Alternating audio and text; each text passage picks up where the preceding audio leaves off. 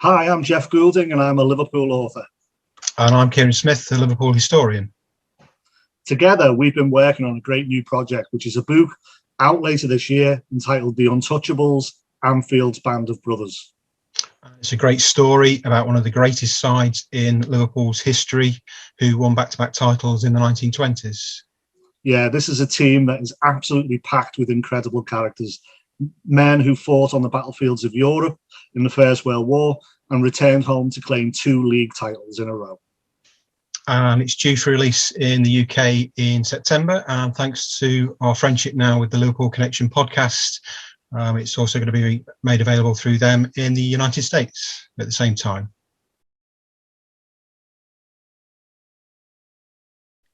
Welcome to the Liverpool Connection podcast. We are a podcast that brings on guests to talk about Liverpool and Liverpool Football Club. And who better today to tell us some stories about his time playing for Liverpool.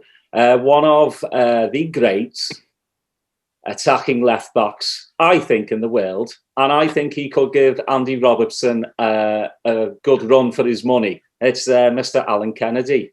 How are you, mate? I'm very well, very well. I'm not sure whether it's good morning or good afternoon to everybody, but it's a wonderful day here in Liverpool, and we're just enjoying a little bit of sunshine. It's nice to get some sun, isn't it? You can get the shorts on and you can go down the pub now.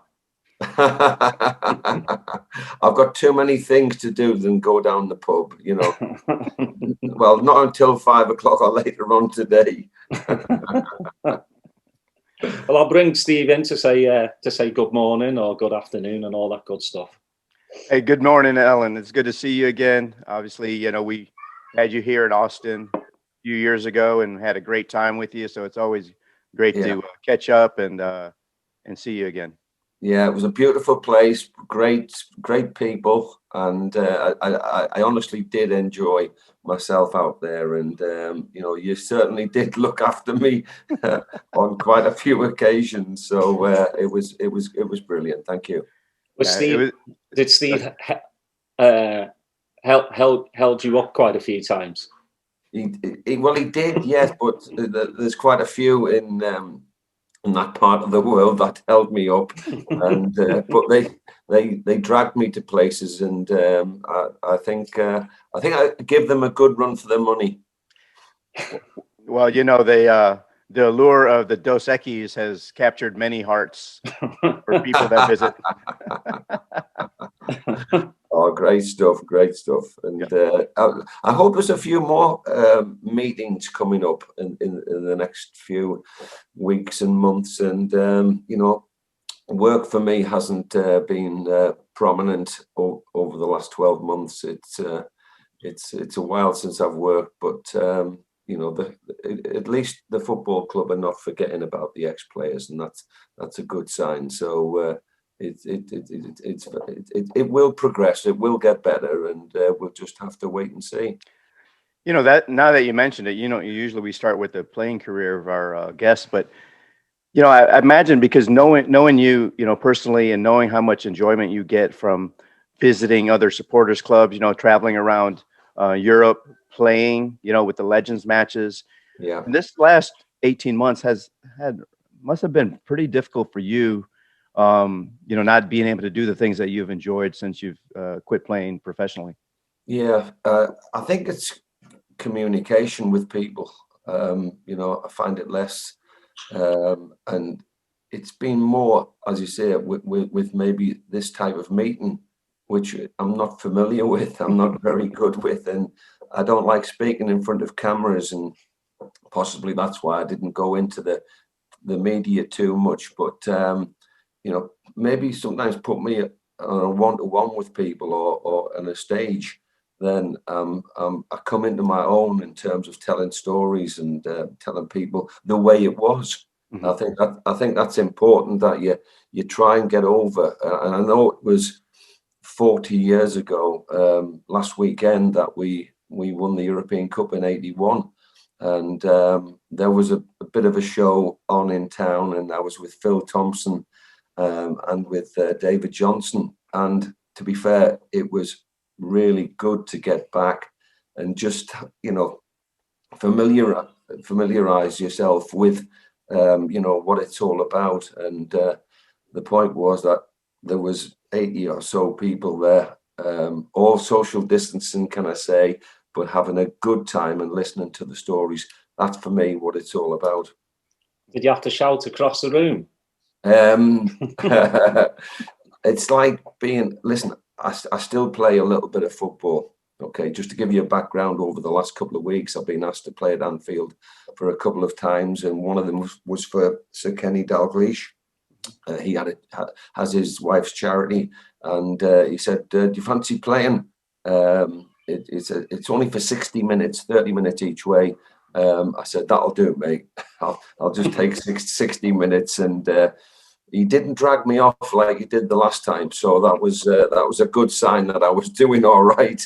And then I played another game at Anfield for, again, another charity, for Football Aid, and that was more of a 90 minutes game. That was a bit testing, can I say the least. And we had other ex-players playing as well. Mr. Grobbelaar was playing, and Jason McAteer, and Steve McManaman, and of course the legendary Robbie Fowler as well. So it was a pretty decent team. Not many legs in the team, but I held my own, and I was quite pleased that we drew 0-0, and that was the away leg. So we got the home leg to come.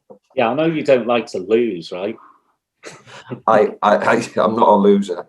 I'm not a loser. Unfortunately, when I came to Liverpool, I realised what winning was all about, and winning was everything.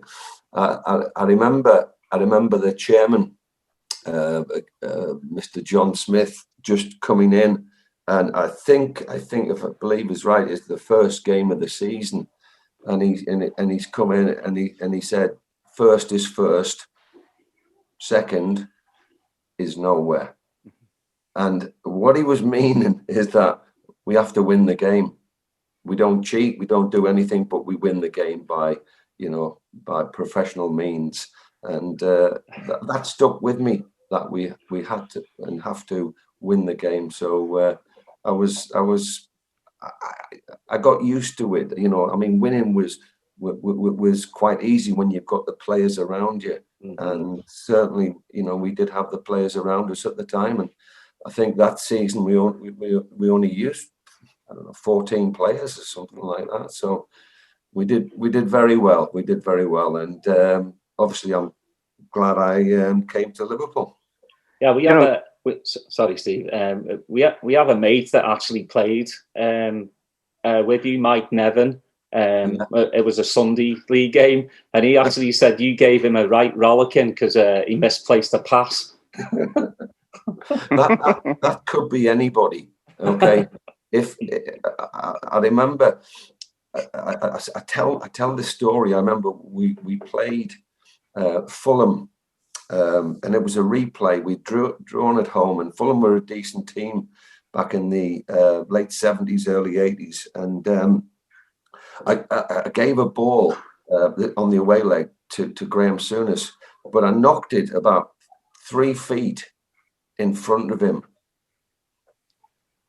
and he looked at me and he gave me the dirtiest look I've ever had in my life, and he said to me, "You'll never change."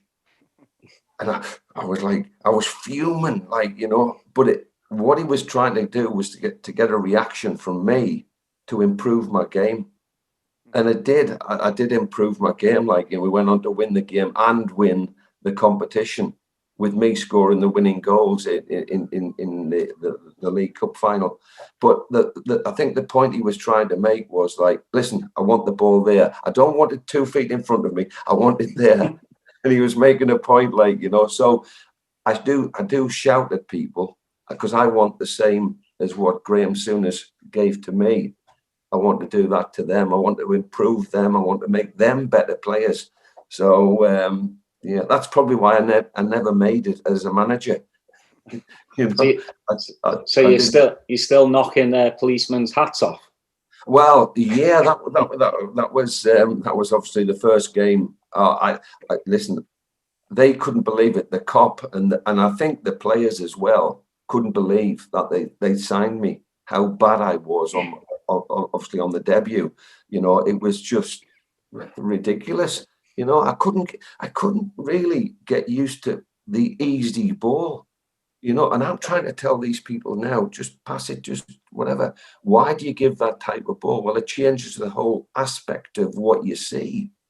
And, you know, and some players might be different to others, but I always felt as though that, you know, the easier the ball, the easier you're not going to make mistakes. And consequently, I'm trying to tell people on the pitch, and then they were trying to tell me, Ronnie Moran, Joe Fagan, and Roy Evans, and the rest of them, and Bob Paisley. They're all shouting at me, "Just give it easy, just give it easy!" Like, you know, I'm going, boom, boom, kicking the ball all over the place, you know. So I did learn how to play the Liverpool way. Yeah, because you came from Newcastle, right? I mean, you started at Newcastle at 18. And by the way, you're a Sunderland lad. So how did your mates take you playing for Newcastle? So why didn't Sunderland come and take me then? Yeah, okay? exactly. If I'm from Sunderland, which I'm in this, I was actually in the Durham area at the time, but it's nearer Sunderland than Newcastle. The reason I went to Newcastle was the fact that my brother played football for Newcastle. So he was there before me, and he was, you know, he was doing pretty well at 18 and 19, making his debut in the first team at Newcastle. And I was just a young kid, still at school, doing very, very little. But all of a sudden, Newcastle showed an interest. They got me along, and unfortunately, then I replaced my brother. Oh, ouch. He's never forgiven me in 45 years. So, but he went on to, well, better things, can I say, at a team called Bury. So he played for them for 11 years, and in a way that was his standard of play. But I wanted to get to the top, and whether it was via Newcastle, whether it was via Sunderland at the time, it was obviously Newcastle. And, you know, playing in that FA Cup final in 74 was just a great experience, but it wasn't a great experience on the pitch. You know, we were humiliated by a Liverpool team that Kevin Keegan and Toshak were just running the whole show, and Tommy Smith coming by me, you know, he was actually waving to me on a couple of occasions. What are you doing? You're silly. Why don't you come and join it? Why don't you come and join a great team? So Liverpool must have been impressed with me, because it only took them 4 years to give me a ring and get me to come and play for them. So, but the early days were just wonderful. Wonderful days. Well, I can't imagine the pressure that you felt, though, because you know, you were bought by Paisley for 300,000 quid, you know, and you were at the time the most expensive left back in England, right? Yeah. And then your debut first half isn't the best. So I can only imagine, you know, just putting on that Liverpool shirt, and you've got this high expectation. You know, your tummy must have been going to town. That honestly, that was a big problem, and sometimes players fail because of the pressure that's put on them from the crowd. You know, on that first day, there was how many, 52,000 people in the stadium. The Kop was 25,000 in the Kop, and everybody just anticipating a good, a win for Liverpool. Now, Liverpool were European champions 77, 78. They'd done well in the league, but they're playing Queen's Park Rangers, who I believe finished second in the league the last season. So they're playing a difficult game, and consequently going out there, I was really, really, really nervous about the whole thing. Honestly, I was shaking.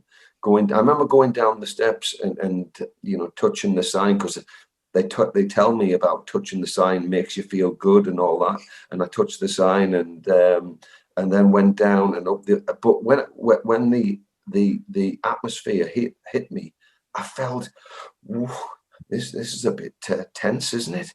And my legs were shaking, and I'm a pretty nervous person anyway in any situation, but it just grabbed me. And then you're sort of like warming up and whatever, and we went out at 5-3 for a 3 o'clock kickoff.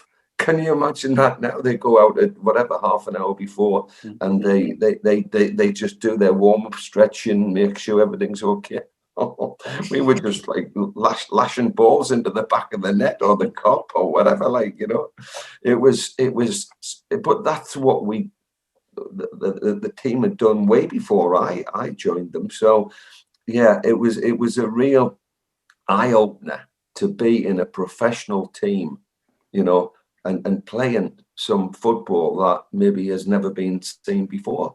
We will always try to improve, but as you mentioned before, I was always under pressure. I had Emlyn Hughes. I had a little bit later a lad called Avi Cohen. I had other players, Colin Irwin, Richard Money. So I was always under pressure. That position was vulnerable, and but as I said before, with the Graham Souness incident, I felt as though I've got to be on my mark every game. So every game was like, you've got to go out there and you've got to play your best. You've got to get 10 out of 10, not 9 out of 10. That wasn't quite good enough. 10 out of 10 all the time. And consequently, it inspired me. The people around me and in the team and on the terraces, they inspired me to do what I did. So I was pleased about that. So with Bob Paisley, because I know your mother was friends with him, right? Only friends. No, nothing to do with anything else. Only friends. Okay, yes. So while you were, starting your career, was Bob like watching you progress, and that's why he waited a few years to get you? Yeah. I really honestly wanted to join Liverpool at the time of Terry McDermott. Terry was a close colleague of mine at Newcastle. He went from Bury up to Newcastle, from Newcastle down to Liverpool. He's a lad from Kirby, and I thought, well, and he kept in touch with me, and he kept saying, "Don't worry, they're looking at the left back. They're looking at the left back." And they had Alec Lindsay, they had Joey Jones, they had other players that were just fitting in with the way Liverpool play. But they then made that bold statement by paying just over £330,000. It was actually created a bit of a record as £333,000, which was £250,000 for a fullback. And everybody went, "Oh my goodness me, who is Alan Kennedy? Who is whatever?" But that was quickly sort of like erased when Kenny Sanson went from, I think, Crystal Palace to Arsenal for a record fee of nearly £1 million or something like that. So, but everybody they're worth what they're worth. Liverpool broke their bank to go for what they classed as the right type of player, and I hope over the years I did prove the right type of player. But only time will tell. And after the first game and the second game, you get a bit more confidence, and you think to yourself, on the first game they probably thought, "What a load of rubbish! what a bad player!"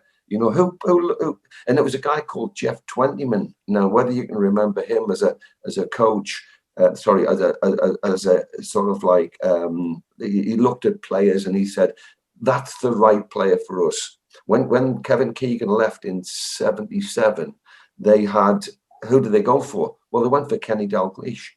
They lost Tommy Smith in that midfield. Who did they go for? Someone like him, Graham Souness. So he was the one, Jeff Twentyman was looking at these players and going, does he fit into Liverpool's pattern? Is he good at doing this? Is he and I think they looked at the character of people. That was important, the character of people.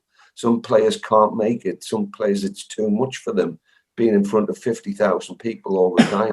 But you know, I just grew in confidence and kept on going and felt as though that, oh, this is all right, until you're out of the team. And then you go, what have I done wrong?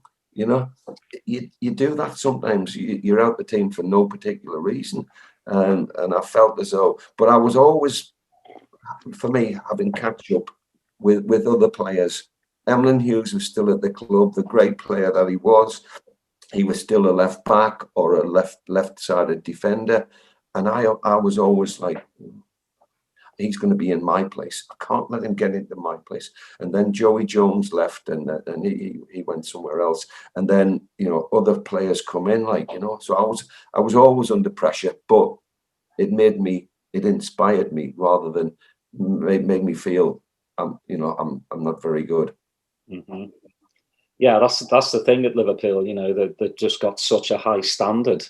And I remember, like, was it 81 or 82, Mark Lawrenson was coming. So you had to, you know, up your game as well.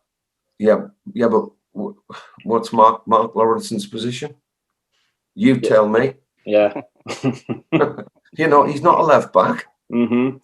You know, he's a central defender. That's what they brought him for. But the weakness in the team, they felt as though was me. So they played him at left back, and I had to then force my way back into the team. Phil Thompson moved sideways and out of the team. We at one stage, I think in one game, we tried to play three at the back, and we were slightly all over the place, although Alan Hansen fitted in quite nicely with it, because it meant he brought the ball out of the defence, and he was quite comfortable with that. But they eventually saw the light. They got me back into the team. And that's when I went on to create what I thought was a bit of a record in terms of appearances, you know, for Liverpool, which was great. I mean, I went nearly 4 years without missing a game, and I think Phil Neal did a little bit better. I think he went about eight years or something like that. But the point was, if you're out of the team, nobody speaks to you. Nobody wants to talk to you. You know, the old adage is, oh, if you're out of the team, forget him. Don't even speak to him. You know, and it makes you feel so, oh, right, you've got to be in the team. So getting back in the team was fantastic. Great. You know, so the pressure was always on, particularly left back. I was the most vulnerable of any of the back four. Phil Neal had established himself as right back. Phil Thompson, Alan Hansen, and of course Mark Lawrenson. But they didn't need, although they bought some players. I think Gary Gillespie came in at that particular time as well, and there was other fullbacks that were, you know, dual roles. You know, Richard Money was more of a centre back, and so was, to a certain extent, Abby Cohen. You know, so but it was always me that was the vulnerable one, and I felt as though, right, once I get in the team, I'm not going to get out of this team. And you know, Graham Souness helped me on quite a few occasions. Steve? Hey, Alan, yeah, just a refresher for our listeners and viewers, you know, you have quite a list of honors with Liverpool, 5 First Divisions, 4 League Cups, 3 Charity Shields, 2 European Cups. I remember when you came to Austin, you had a case of your medals, and we took a picture together, and just to have those in my hand, you know, to look at them, it was amazing to me. And I know you're so proud, and you should be, and all the Liverpool fans should be, you know, just proud of your accomplishments as well. I wanted to go back to talk about the first European Cup that you won with in Paris, you know, on the road up to it. Can you tell us some stories about that and how it led up to you getting the game-winning goal in that game? Yeah. Sometimes you sometimes forget who you play in quarters and semis and all that. But I remember I was still establishing myself in the team, even after 3 years, and I played regularly for 2 to 2.5 years. But there was always an underlying thing that the manager might include one of the other players. they went to play at Bayern Munich in the semi-final, and I'd broken my wrist. Can you believe this? I mean, the story is renowned for the doctor at the club. The doctor at the club, I'd broken my wrist at falling, putting my hand down. So I went in to see him, and I'm looking at him. I said, "Doc, I think I've broken my wrist." So he just said, "Which one is it?" And it was the one I was holding, because I had my right hand. I was holding it like I said, "I think this one here." He said, "Where have you broken it?" I said, "Well, I think it's down here," and pointed to the place where the scaphoid was. He says, "Oh yeah. We'll put a bandage on it." Put a bandage.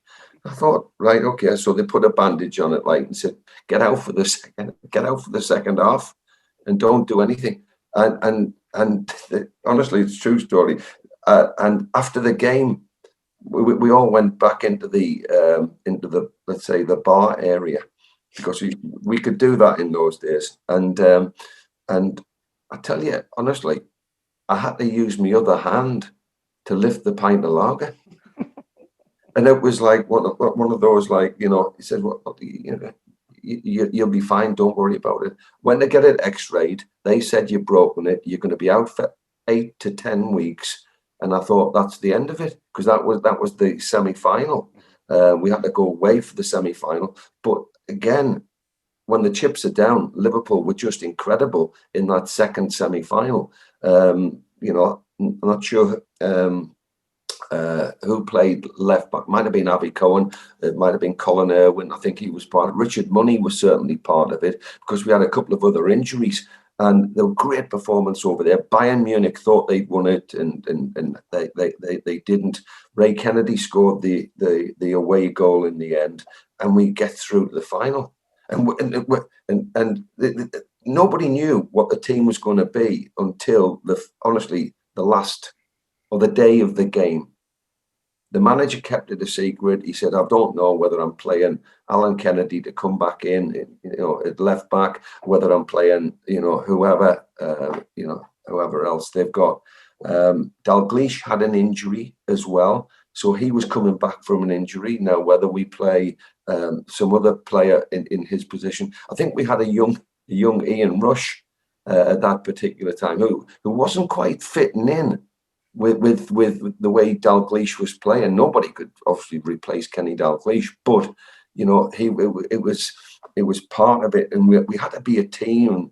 And I remember Bob named the team, and I was part of it, and I was like, "Whoa, brilliant!" I'm playing in my first European Cup final, and I just thought to myself, "This is fun. This is what it's all about." And then we went out on the pitch, and we looked at the pitch, and it was like a ploughed field. Mm-hmm. It was the worst pitch. They played rugby on it the week before.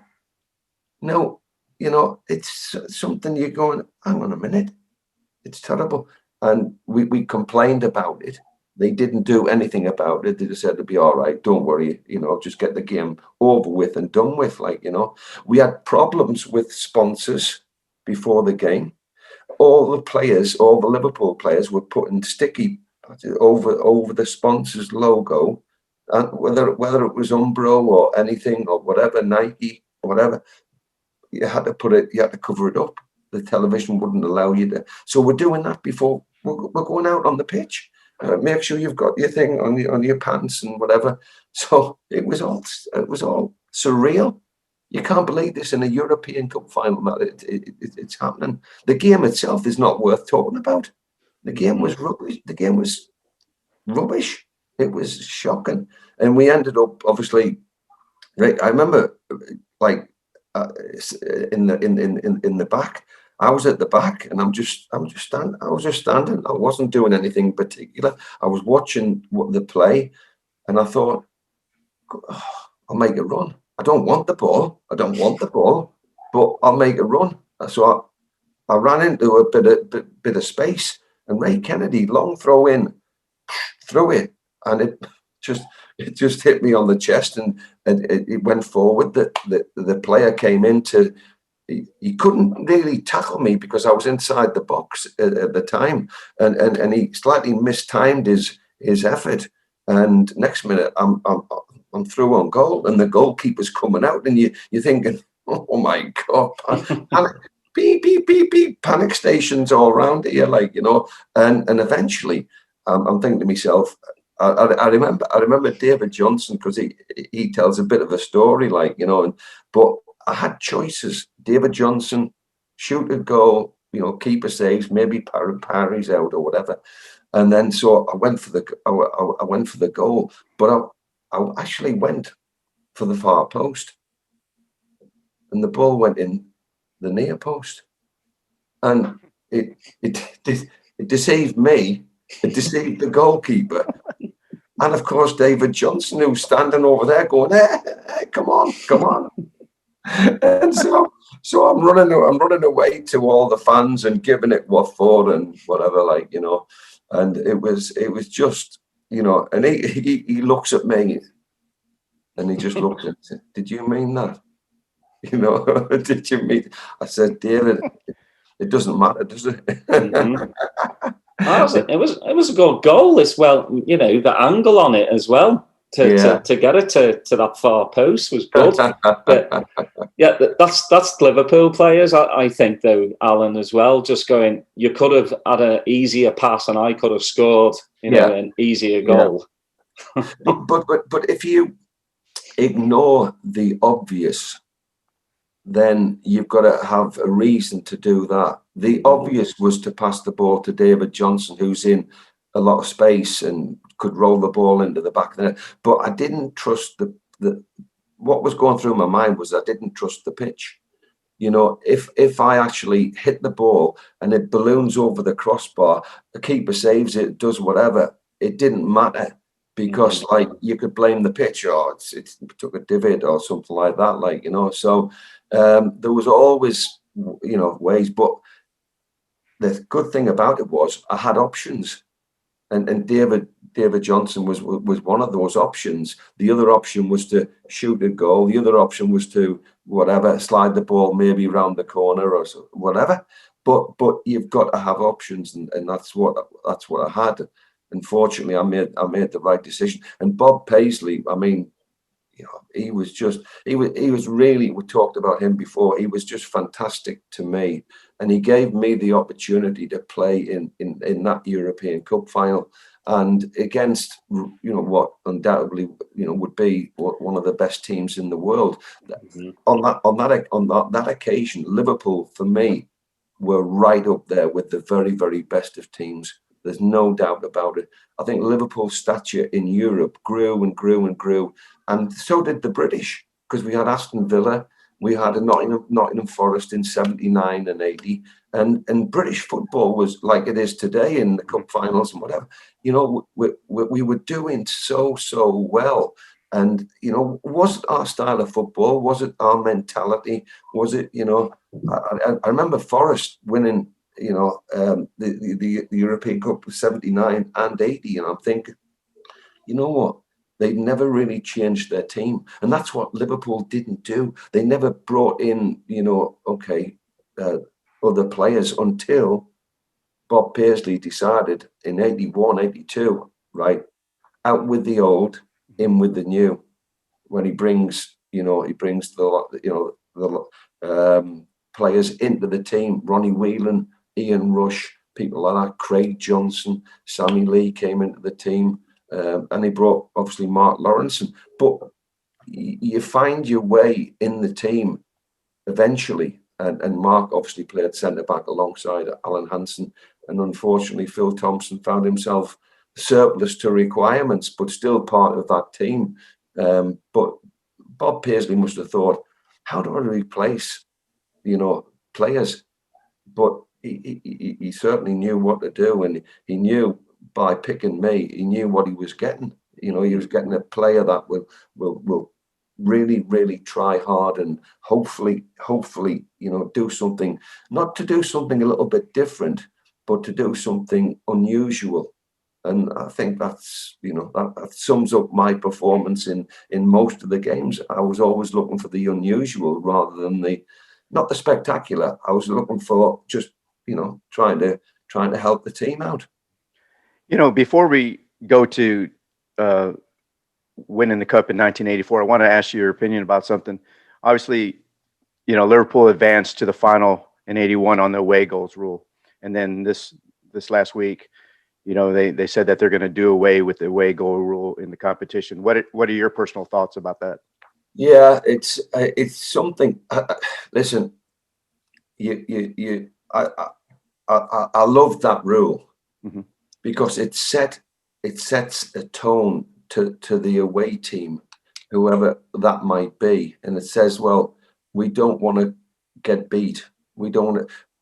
Whenever I felt as though I went into Europe, I thought don't concede a goal. Whatever you do, don't concede a goal. If you do, then okay, you have got the likes of Dalglish or Rush or whoever. You've got those to fall back on. But what we basically said when we went to play, don't concede a goal, and I think that's the same policy now. So I'm disappointed that they might be thinking of changing that rule about it. But listen, football changes daily, doesn't it? That there are things that you think, whether it's VAR or other things, you think to yourself, what's it all about? It's about a game of football, and strategy never really came into it. And that Bob Paisley never actually said too much about, we might play a little bit defensively. We might have to, but we didn't adjust our shape or anything like that. You just, you got on with it. And when there was always obstacles put in your way, you've got to try and remove the obstacles and get around them, but work together to do it. And I think that's what Liverpool have to do in today's game. There are so many obstacles now. You're thinking, where's my priorities? I always said about Liverpool in my day, the next game was the most important part of the next era. Okay, so the next game was very, very important, and I think that's exactly what we did. We went all the way to in 81 to play in Japan in the World Club Championship, and we got hammered out there. And I have to say mainly because I didn't play, and I'm having a laugh over that one because we travelled all the way out there, and it was in the middle of winter. It was just coming up to Christmas. And honestly, they played Mark Lawrence at fullback, and I was on the bench, and we got beat 3-0 by Flamenco, I think it was, and it was. But when we came back, and we got back, let's say on the Thursday, we had to play the next game on the Saturday, and you're right back into it again, and I didn't play in that game. And I don't think we won, but I don't think we lost the game.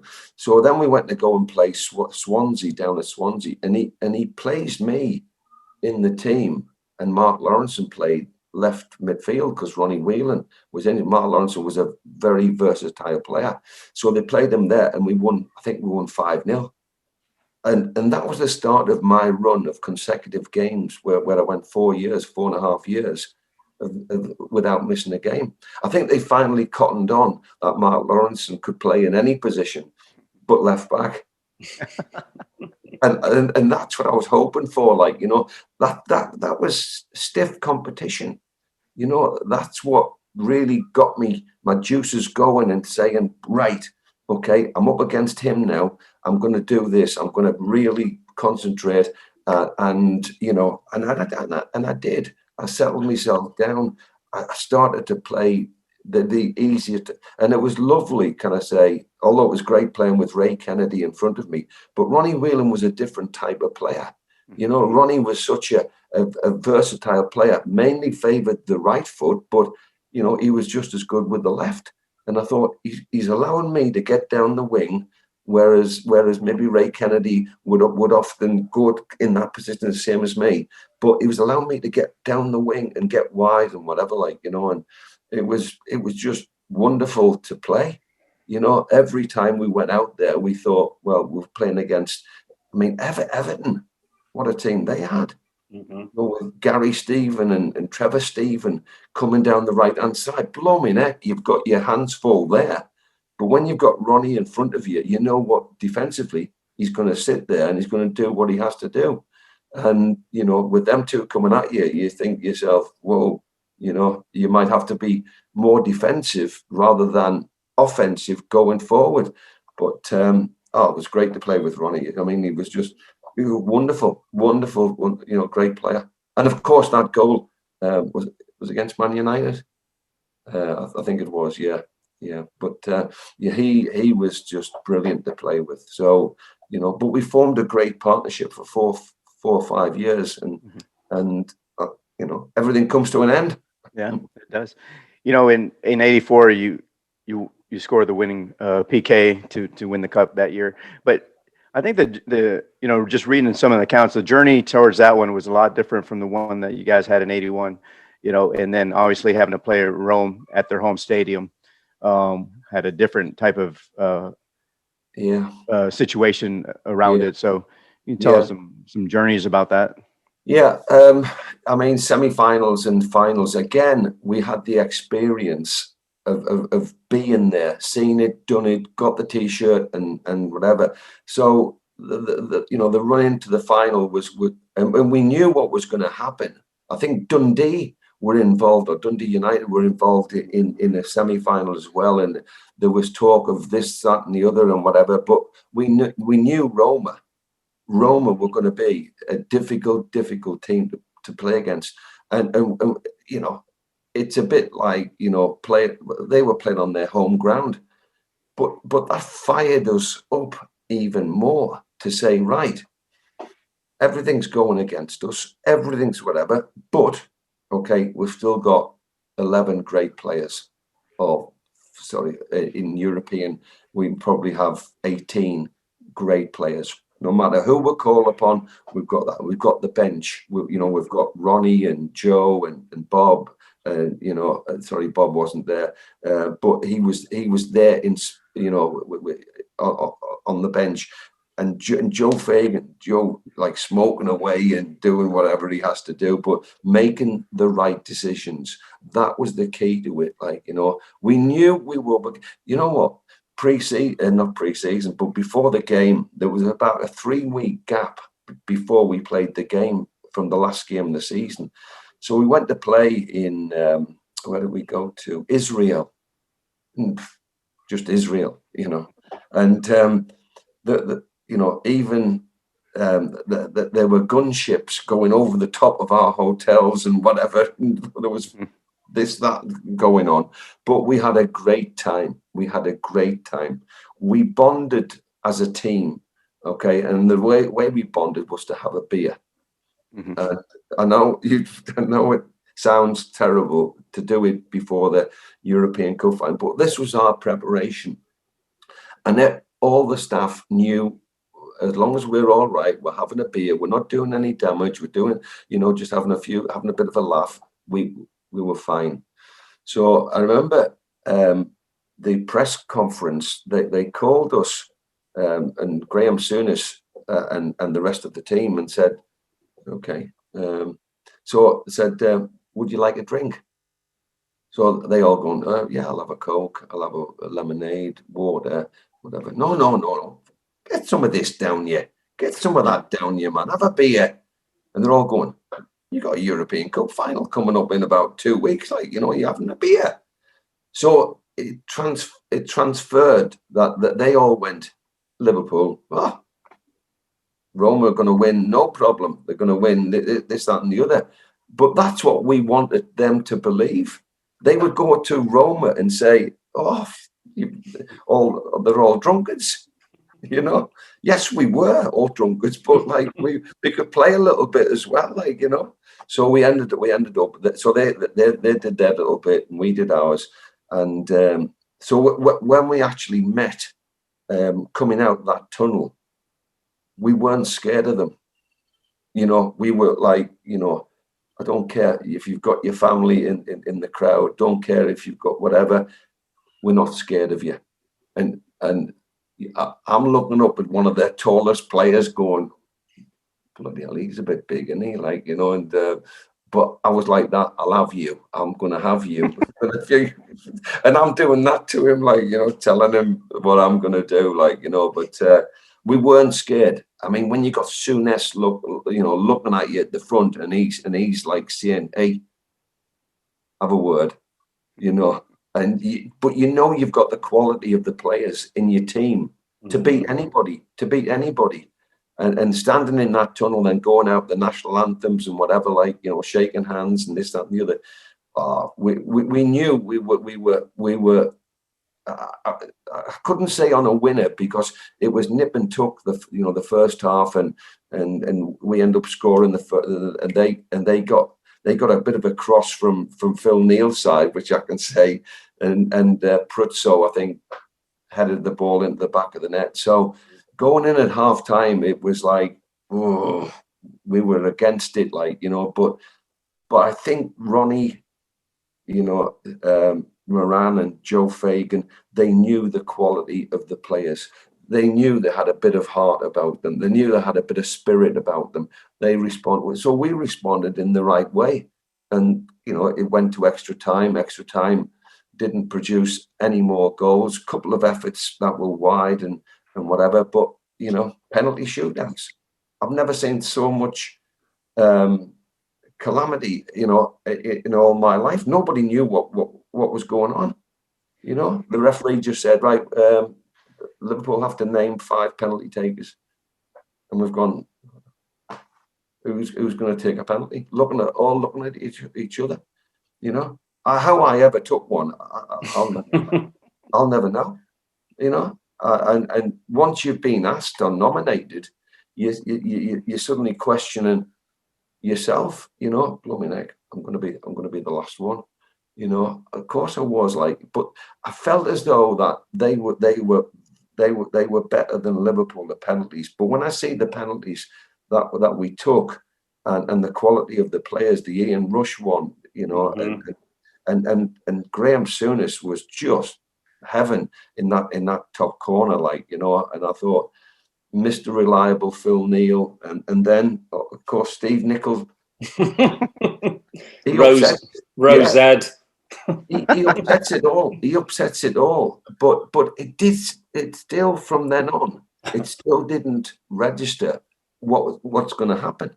You know, I didn't expect, you know, Conte to miss or Graziani. I didn't expect them to miss.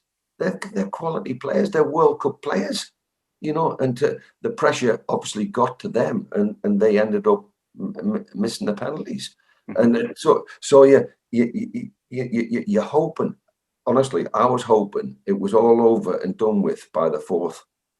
I was hoping that I don't really want to walk up there, you know, and neither did some of the players, because they knew I wasn't very good with from 20, 30 yards. I'm fine shooting at a goal.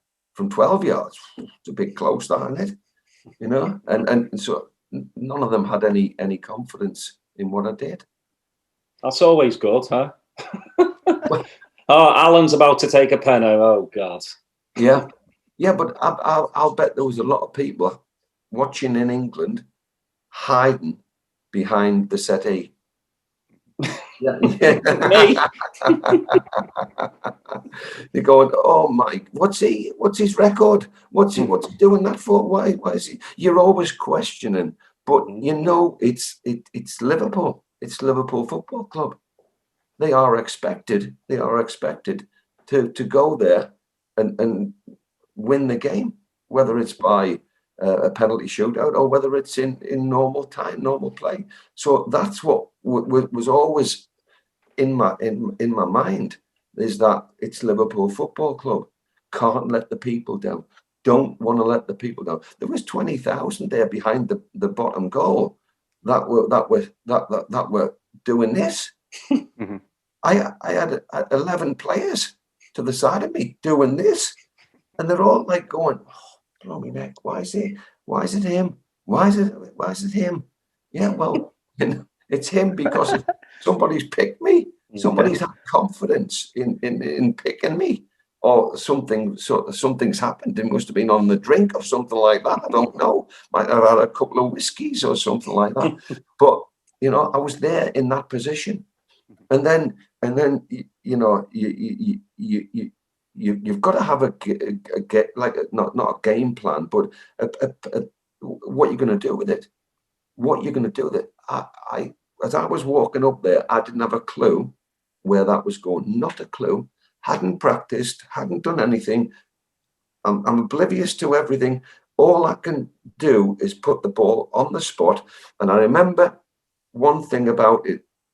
I remember all the flashlights behind the goal, because in those days, or the cameras maybe didn't have, you know, the flash, whatever, but there was lots of flashlights, and they were all trying to put me off. And I thought, right,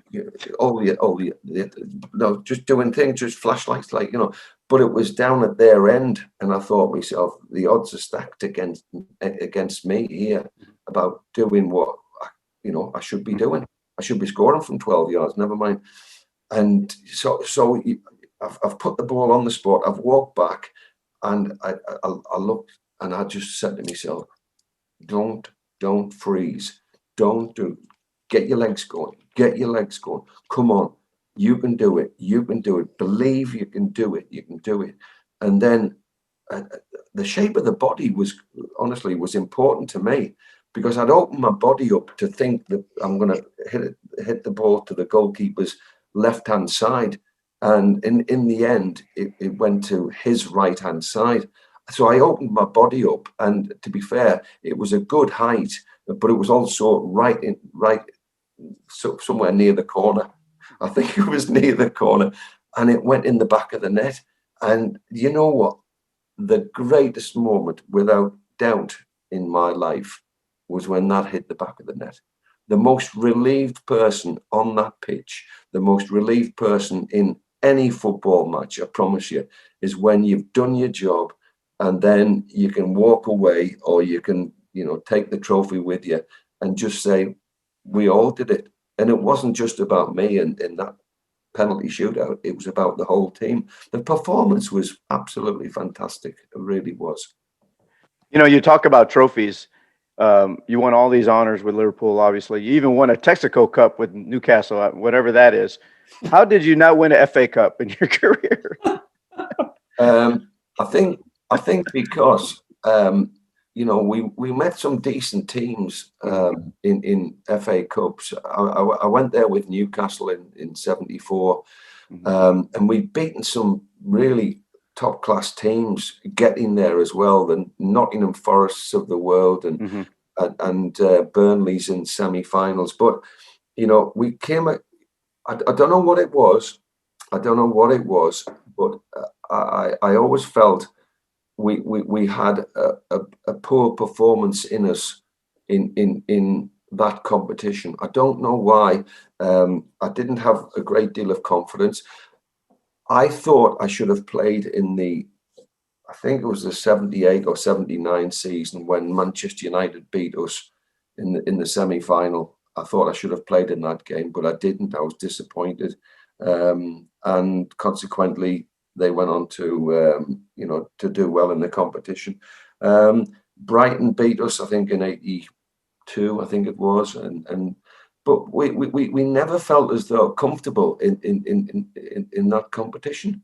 Not because of any particular reason. We all wanted to win trophies, but I don't know, maybe the bread and butter of the league was a bit more appealing. Maybe we felt as though that we could, rather than just turn it on for that particular game, you've got to, at Liverpool, turn it on every week. And sometimes, listen, I'm not saying managers didn't make, the right moves. He might have played somebody else. He might wanted to, in the FA Cup, think, well, we can do that in the competition. I was disappointed, I have to say, but I can't look back and think I should have done this, or I should have played in that game, or whatever. I just think it's been a wonderful career, and I only played at Anfield about a week ago. in one of the games there, and I was back to me moaning self again. I was moaning at me. I was moaning the way I was playing. I'd let my body go to rack and ruin. I've put about 3 pounds in weight on, which is not like me. I'm guilty sometimes of self-assessment is like, but that's what it was all about in those days. You had to look at yourself and think, are you in good shape? Are you the best? Can you do this? Now, come on, Liverpool are asking you to play. I'm pulling on the red shirt, blow my neck. I was proud as punch at my age, and I loved the whole thing about it, and I was grateful that somebody picked me and wanted me to play in the team, So I was wonderful, So I've had a great career. I'm still playing, and I still enjoy me football, and I will do until I can't play. So going into that, then, I mean, you pretty much answered me next question, which would be, what would you like your football legacy to be? But you've just answered it. So, well, I want everybody to realise what it was like to play for Liverpool, and to play with Dalglish, and to play with Souness, and to play with Hansen and other players as well. They were just a pleasure to play with. I loved, honestly, every minute of every game I played in, and that not just with Liverpool. I didn't like the days I went to Sunderland, and I think we'll just push them to one side a little bit and not really talk about them, because they were dark days, and they were there were demons from my point of view. I didn't like being at Sunderland, but again, I was prepared to play, and I don't think I missed too many games for Sunderland, but I just felt as though that my Newcastle days were great. Liverpool days were even better. Where do you go from there? It's there's a bit of a wilderness, but I'm still playing at football. Mm-hmm. I can't ask any more than that. Sometimes players can't lift their legs up or whatever. Like, they have to have hip replacements and things like that. I've been very, very lucky in very much the way I've looked after myself. But also, how can I say that? That's a condescending thing. Looked after myself, when I've talked about beer and I've talked about other things, putting on pounds. But it hasn't done me any harm in terms of my physical presence. Mm-hmm. And so, but I've always kept myself to a maximum, just in case Jurgen Klopp has a problem, and he did a couple of years ago with the left back position. Mm-hmm. But I think we're slightly sorted there now. But just in case it happens, then we'll have to. I live in hope. So do you think you could actually play, like the modern game, like the wing back? Not now. Yeah. I could. I could. He is my favourite player. I know we look at Virgil van Dijk being one of the greatest players for Liverpool of this generation, but I love Andy Robertson. I think he's fantastic. He's developed into a player that I just like. I like the way he has authority on the pitch. I like the way he makes the intelligent run, whereas I was all over the place. Mm-hmm. Honestly, this is a true story. We played a game. I can't remember who the game was, and Alan Hansen is bringing the ball out of the defence. Alan played on the left-hand side of the defence, right? So he's played a 1-2 with me. I've given him the ball back, and he's progressing forward. He finds himself coming into midfield, more and more into midfield, but slightly on the right. So anyway, he's looking for a Liverpool player. Who's on the right hand side of midfield? Me. I kept up with the move all the way. I thought, well, if he's going, I'm going as well, like, you know. But I was on the right-hand side of midfield, and I'm going, what am I doing here? You know? And I just felt as though that but I was keeping the move going, like, you know. And he gave the ball to me, and I lashed it wide with my right foot or something like that, like, you know. But, you know, I always felt as though that Andy Robertson is a player that can change a game. I'd like him to maybe score one or two and be a bit more selfish. But do you know what? I love the pattern of play that he develops, like, you know. And I think he's encouraged to play like that. But, you know, sometimes you've got to be a little bit selfish in the game. Maybe some more goals would be nice. But I understand he's more of a team player than possibly I was. So, you know. But he's brilliant, absolutely brilliant. What other player would have shoved Messi's head? I mean, seriously, he's got no fear. I mean, I remember a couple of days after he was like, I can't believe I did that. Yeah, like, I shoved Messi in the back of the head. Yeah, I know. Yeah.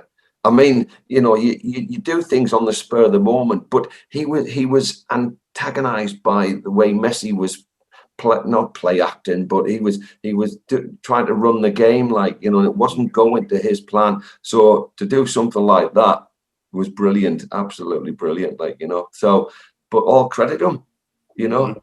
He gets away with it, whether that would be relevant in today's with VAR and this, that, and the other, and whatever. So, but you know, I just think he's brilliant, and I love the way Liverpool play. They've adopted that system. You know, we were slightly maybe a little bit more flexible in terms of like getting forwards and whatever, and you'd find sometimes Phil Neal in a more advanced position. He scored his fair share of goals from the fullback position. But then somebody else would be holding. Sammy Lee would be holding. Jimmy Case would be holding, and so we all played in every position. That was the good thing about Liverpool's five-a-sides. You know, we all played in different positions, and we all felt confident on the ball, knew exactly what to do, and that's what's been proved right with Jurgen Klopp, the way he plays his football. I think it's brilliant.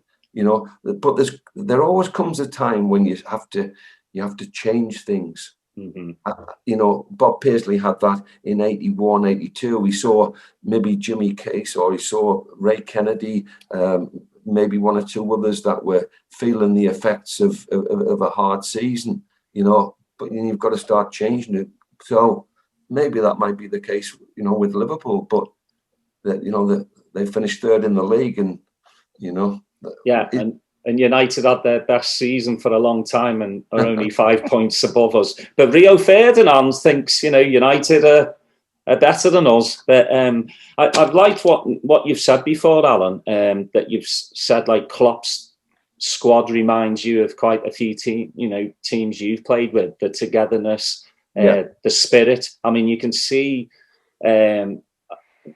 I think Liverpool have definitely missed the fans, I think, more than any other team. They are the 12th man, and, you know, definitely when Klopp's out there with the fans and the players, they feed off of that. So, you know, it has been a strange season, but I mean, with all the injuries and to finish third, I mean, that's pretty good to me. I mean, you should win your home games, but I think they went 6, didn't they? And they lost them all. And you feel as though where you're going here, because you should win your home games and whatever. But it felt as though that when they were playing away, they felt more relaxed and they felt more comfortable. But it's about the players' attitude as well. You've got to get your attitude right, no matter which game it is and what it's for. And I think they did. They cleared their heads. They got it all sorted. They went back to the basics of doing what they're good at. That's pass and move, pass and move, pass and move all the time.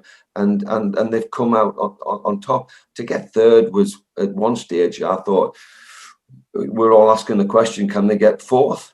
And yeah, and they go and get it, and I was jumping for joy because I think, you know, that they're back on track. But I do think they've got to just adjust a little bit, and you know, I don't know how long Van Dijk is going to be out of, and they've certainly missed, you know, the Matips of the world and the Gomez's of the world as well. But they've also got to have other leaders.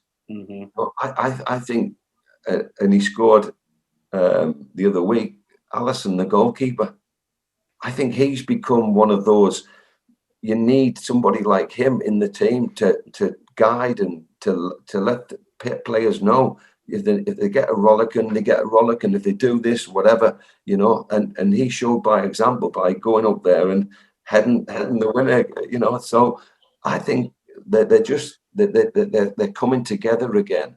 And the two lads at the centre backs who've come in and done well, they've done so well. Like, you know, what we do there in the future remains to be seen. Who is going to have the right partnership?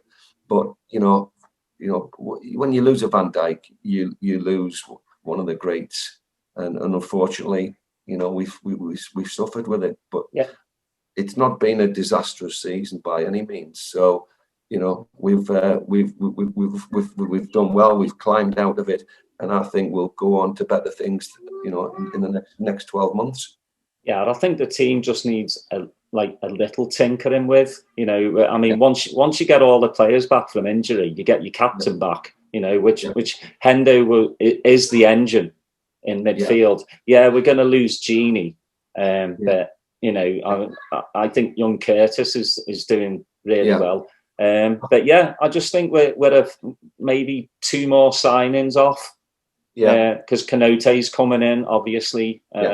Maybe the understudy to Van Dijk, but yeah, I think they need maybe 2 to 3 for depth in the squad as well. Yeah.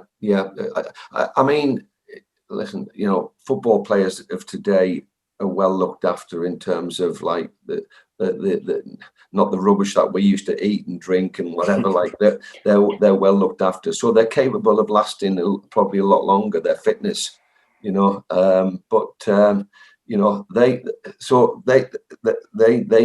they all need to get together, you know. And for me, and then in the olden days, we'd all get together and have a beer, and we'd all go, "Come on, let's just have a little, you know, we'll have a sing song or something like that. We'll have a little beer together, and we'll just, you know, if we have anything to say, we'll say it." You know, and let's get it out into the open. Let's make sure we're all in it together. I think that's why Liverpool have always been never sort of like if you give Liverpool half a chance, they generally take it, and that for me is what it's all about. They got third. Nobody thought they can get fourth, but they got third because they fought and fought and fought. Brilliant. I think it's been a credit. I think the manager is just, you know, he's right up there with the greats. You know, your Bill Shankly's, if you're going to go back to the 60s, the 70s with Bob Paisley and others as well. You know, there's been lots of Dalglish, you know, in his first season and all that. You know, there's been some great managers and great performances from players as well. Yeah, Jurgen just gets Liverpool Football Club and the people. Yeah, he just does, and you can see it. You know, the people love him. I want a hug from Jurgen. You know, I think everyone wants one. Have you got one yet, Alan? Not yet. No, he's you know, he's we don't get a chance to meet very often, and sometimes I think the club can maybe help out a little bit with that side of it. But you know, what he's doing, I mean, he must be under pressure every day, what he says and does, and did he really want to join the Super League, you know? And you sometimes ask the question and whatever, but you know, he has a job to do, and he's you know, Bob, when I go back to Bob Paisley detested talking to the press, but he knew them and he trusted, you know, some of the local press, but he couldn't trust the ones from London and whatever, like, you know. But you know, you've got to be careful with them because they're looking for an angle. They're looking to twist it, get a bit of a story and things like that. So, but I think Jurgen, handles it really, really well. And his press people as well, they handle it pretty decent, you know. But, you know, where do we go? Where do we go from here? It's about winning trophies. That's the key to Liverpool Football Club. It's about winning trophies. And if we don't win them, we're asking questions. And we should do. As ex-players, we've had so many injuries, we've had so many this, that, and the other. But we have to ask the questions: why we didn't win this? You asked me the question about the FA Cup, and I'm thinking, oh, I didn't quite know the answer. But you know, you try and give what you believe is the right answer. But there should be no excuses now. You know, if you've got the players and you've spent a lot on the players, then you know you've got your team. Why can't you do it? So let's wait and see. I think it'll be good. I think it'll be a good season. Oh, I do too. I would love to win the FA Cup, though. I really would. You know, because for the last God knows how many years, we just haven't seemed to cared about it. I mean, we go out, you know, in the third or fourth round every single season. So I hope, you know, Klopp, you know, gets the lads going and you know, at least make a good run in the FA Cup. But yeah, I think we're definitely going to challenge on many fronts next season. You mentioned about that, and I remember about 4 years ago, I think it was under the present manager, that we went out of every competition in January, and I thought myself, that's it. You know, we weren't doing that particularly well in the league. We weren't doing whatever, but we went out of the FA Cup, went out of the League Cup, and I just thought, hang on a minute, this is what it's all about. And I think Jurgen, since then, has realised, you know, maybe we can, you know, put out a better team. Let's say put out a better team, one that's capable. You know, whether they were going out on penalties, I didn't. You know, I didn't like that. I don't like losing. Okay. And as a player, an ex-player, I don't like my team losing. And I don't want them to lose, because you've got to find reasons and not excuses, but the reasons why they've lost. Well, you know, if we hadn't lost him, you don't make excuses. It's about winning. This club needs to, you know, and it's got the right players, it's got the right manager. They need to be told again and again and again. It's about winning, you know, winning competitions for, like, you know, ourselves, you know, whether it's fans. I'm just a fan now, you know. I'm a fan that goes and watches the game, and if I have to pay me money, which I don't like doing, I have to pay me money. I pay me money to watch them, you know. So, but you know, let's just wait and see and go with the flow. But I mean, this team is right up there with the best teams Liverpool have ever produced. I definitely think so, and you know, I would love Klopp to stay for the next, you know, 5, 6 years, 7, 8 years, as long as we're, you know, winning silverware. Then just keep him.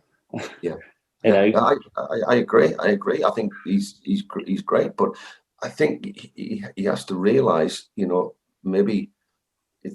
Not that I'm saying it's time for change, but, you know, as Bob Paisley took the bull by the horns and said, right, I'm not happy with him, what's the alternative? And find out and scout around, and not to pay ridiculous money. I don't want Liverpool to pay ridiculous money for players that maybe not quite, you know, maybe they come for different reasons. I need them to find that, you know, where do you get an Andy Robertson for whatever, 10 million quid, 12 million quid, or whatever it was? Unbelievable, isn't it? But they are out there, so we've got to look at that, like, you know, and you know, if you want to pay 150 million for a player, well, can we afford? Yeah, who might not work, you know, might not do the job. So yeah, all the Mbappe and Haalands and Kanes of this world, I don't. That's not the Liverpool way. You know, I mean. As they say, Jurgen's turned players into superstars. He hasn't bought superstars. So, I think the future's bright as always. But Alan, I just want to say, like, we bring people on like yourself to tell these great stories to all these, like, new Liverpool fans. but also for me and Steve, because I love hearing the stories over and over again. Because that, you know, my granddad used to tell me, you know, all the stories, and he'd waffle on, and I'd be like, yeah, all right. But now, as I'm older, I want to hear those stories again, and to actually hear it from you, who played in these European Cup finals, you know, and scored the winning goal. Man, I'll take that to the grave, because I love it, you know, and I'm sure Steve will as well, and all the listeners just love these stories. So really appreciate you coming on, Alan. Yeah, it's something that I don't mind sharing with people, you know. And okay, I'm not trying to be blasé. I'm not trying to be big-headed. I'm just telling you that. And sometimes I don't have the finesse of other people who do the TV work and whatever. But it's from the heart, you see, mine, rather than from the head, because I don't know what's going on in here. You know, that's the problem here. But it comes from the heart for me, and some people like that. And you know, I played a lot of games. Most of my games were played with the heart. You know, and if I was you know, fighting for the cause, fighting for Liverpool, then that for me was what it was all about. You know, and you know, we fought long and hard for justice, haven't we, from the 96, and it's like, you know, and you think to yourself, come on now, flipping that, you know. But you know, everything sorted now. We're good. Yeah, you know, on behalf of the Supporters Club here in Austin, you know, we want to thank you again for coming to visit us. We've had a few of your compatriots, you know, Gillespie and Nickel and Whelan. So we appreciate every one of you guys that make the effort to come over across the pond and visit us. Nickel was more worse for wear, though. Yeah. He may not remember his night here, but you know, I know I talked to a lot of the people, and they remember when you came, and you really were gregarious, and I had some private time together to talk about things. So appreciate it. And I loved that trip. I swear, honestly, if there's any trip I've ever been to a place, I just loved it, and it opened up, you know, whole things, like, you know, beautiful places, and you know, a little bit of golf, a little bit of football, but meeting the people who travel and who come to Liverpool and find it hard to get tickets. Right. You know, I'm feeling for them. I'm saying to me, I'll try and help you out. You know? and I'm just, but you know, I love my time. I love talking about it, and I hope we haven't ran over too much, because no. Yeah, and just a last thing, Alan. You know, we had a lot of great times with being a supporter of Liverpool over the years, but everybody knows my number one moment has been able to share the pitch with you over there in Liverpool, you know, playing in a match. So I just wanted you to know that, you know, I appreciated just being there, and it was quite the honor to be on the, you know, sharing the same space. Yeah, I mean, thank you, and I don't know what to say really, because like, I just wanted to go on and on and on. It's just something there inside of me, like, goes, you can do it, you can do it. A lot of players don't have the mentality to keep going, and you know, it's a difficult time, don't get me wrong, but like, you know, if you can do it, go and do it. Simple as that. If you can do it, I should write a book about that, shouldn't I? If you can do it, go and do it. Yeah. So it keeps me inspired as well. People out there keep me inspired for doing things, you know. I'm not sure what I'm going to be doing later on today, but well, I might be having a word with my special centre forward. Yeah, that's right. My hands are going like that. Sorry. Actually, by the way, I've been talking to Davey to get him on, and he said yes. But tell him I've sent him a few text messages. Maybe he'd like to send me one back. Yeah, to sort out a day. And he's been, when I first talked to him a couple of weeks ago, absolutely class. Yeah, he won't. You know, he won't pay for it. He won't pay for anything. No. Sorry. But it's about people, isn't it? It's about talking to people, and there's nothing better than being yourself if you can, and talking to people. And sometimes you remember what's in here. Sometimes you have to think closely and think, what happened on that occasion, But I'm still doing all right, and I can't wait. I can't wait for the next sort of part of this where we can all meet up and we can all get back. And I'm saying to normal, whether normal is normal, but just to be back on track with people.